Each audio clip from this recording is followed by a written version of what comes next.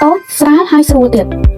cái nó ở vậy để nhóm trong giấy cứ như vậy ông pi camera môi đi cứ chơi camera môi đai một sợi cột kia bạc th나 camera môiនេះគឺត្រូវបានរចនាឡើងបង្កើតឡើងសម្រាប់មនុស្សស្រីដោយសារតែមនុស្សស្រីចូលចិត្តថតរូបស្អាតប៉ុន្តែបញ្ហារបស់គាត់គឺអត់ចូលចិត្តធ្ងន់អត់ចូលចិត្តធំ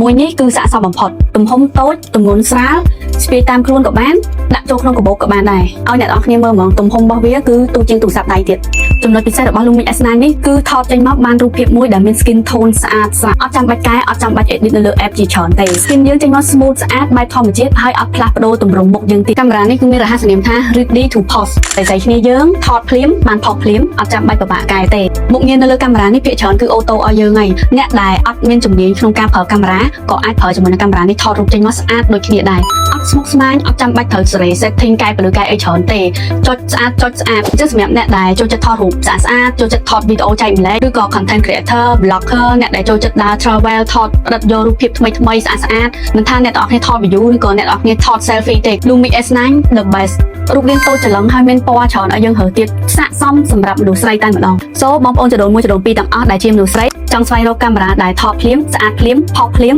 អាចសាកជាមួយនឹង Lumix S9 បាន